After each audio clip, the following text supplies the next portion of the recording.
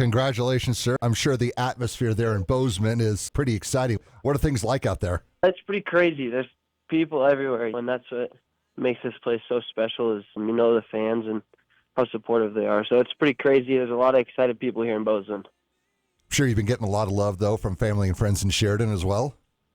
Yes, for sure. A lot of texts, so it's been super exciting. If I recall correctly, during your high school days, during the spring season, you play soccer.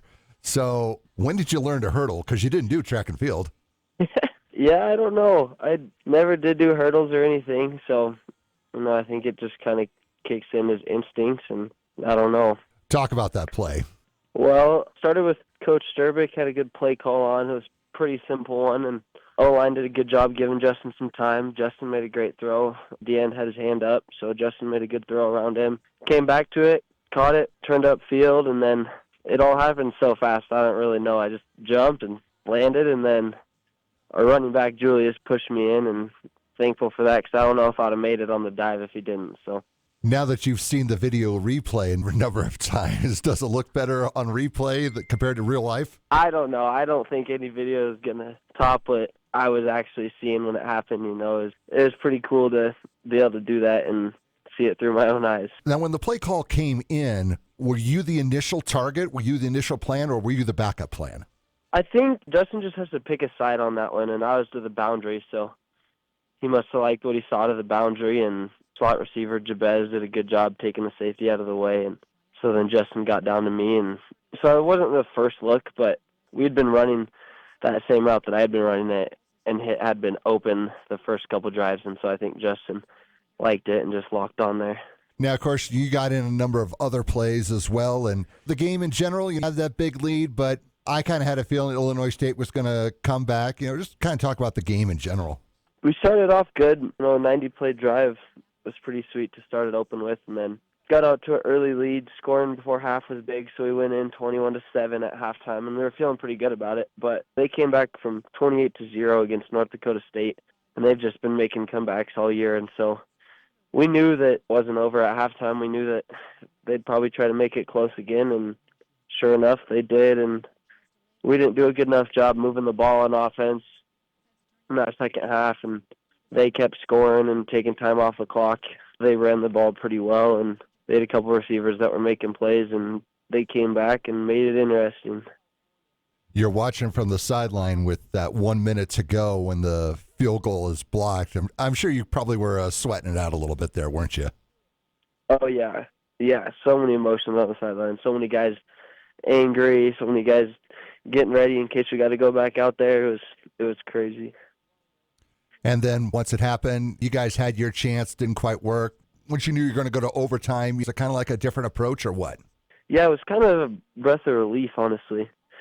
We went from thinking we were going to lose with a minute left in the game to a field goal to, okay, we blocked it, we got a chance to go win it, and then we have a horrible drive. That last drive was not very good. And then, now we're punching it back to them, thinking, now we're in trouble again, and then finally get to overtime, it's like, all right, 0-0, the better team is going to win this. And they went down and scored in 2 or 3 plays, and luckily we got another block kick again. And once that happened, I was feeling pretty good. Figured our offense should be able to score from the 20, and then a field goal is a pretty routine thing for our team. And so I was feeling pretty good when we got into overtime. Were you in on any of the plays during overtime on offense? Yep, I was in on all of them. I was on that same side as Taco on that play. I was outside. Taco is number 3 to the field, the third guy in the slot. And that was a play. We ran that play 2 plays earlier. We just motioned to it and dressed it up a little different the second time. But I thought the ball was it was supposed to go to me in zone and Taco in man. And they gave us man, and Justin just threw it up to Taco. And I turned around from my route and saw Taco catch it and ran over there. That was probably the most exciting play I've been a part of in any sport my whole life. I know I'm probably comparing apples and oranges here just a little bit, but you got a high school championship and now a college championship. I'm sure the atmosphere and the celebrations are a bit different to some extent, isn't it? Yeah, there's a significant amount of people at the one 2 days ago, but both pretty cool. Sure, you had a lot of people congratulate you and all that, and People are maybe asking, hey, you going to stay? You going to go elsewhere now that you made that spectacular play? And I'm sure your phone's been ringing off the hook because, a lot of people nationally have been giving you a lot of love. And I'm sure people are wondering what's next. There's been a lot of texts and congratulations for sure. And obviously been a crazy 2 weeks, but I don't plan on leaving at all. And, I'm just happy that we got the win with the guys and just excited to celebrate it with them. The season got off to a little bit of a bumpy start. You got manhandled pretty well by Oregon, and you lost to South Dakota State. What was kind of going wrong there at the beginning of the season? Maybe just the guys didn't have your act together at that point, or what? Yeah, I think that's exactly it. I don't think we had our act together, and we've been talking about that a lot recently. Oregon's in the semifinals, and so everybody's kind of highlighting right now.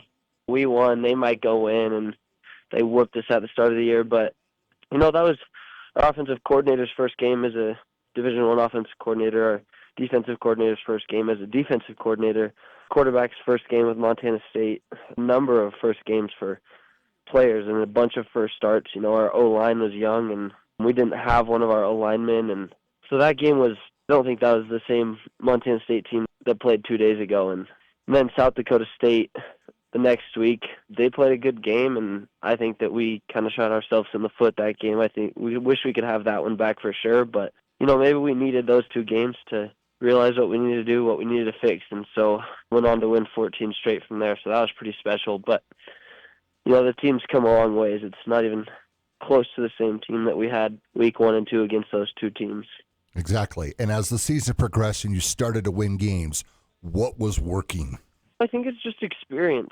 A lot more experience is gained throughout the year. After our team last year, we lost so many guys to the transfer portal, and they just graduated. And so I think just experience, like seriously, our DBs are all freshmen and a couple of receivers, tight end. There's just so many young guys that hadn't played college football before, myself included. And so as the season went on, just gaining that experience, I think, is what was helping out, and what was working the best was just getting guys minutes.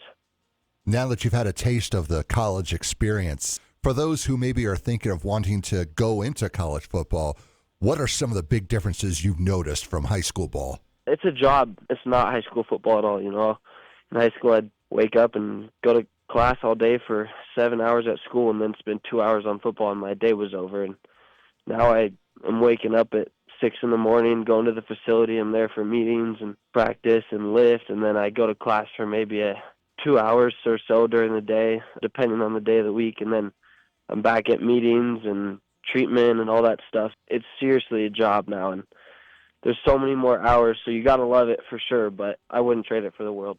What did you take from your time in Sheridan that you're still using up there in Bozeman? A lot of lessons for sure from the coaches. We're lucky to have the coaches that we have in Sheridan, and as I got here, I realized that a lot of kids didn't have what I have in high school, and so I was super lucky to have those coaches. So the way they went about their business and the way they set models on how to conduct yourself, I think, was the biggest thing I took. Compare rivalries here, Sheridan versus Gillette or Montana State versus Montana? It's not even close.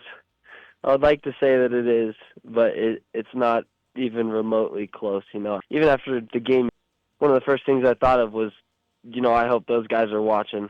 I hope the Grizz players are watching the game, and it's just different. The people up here, it's 365 days of I hate the Grizz, I hate the Cats, stuff like that, and it's crazy.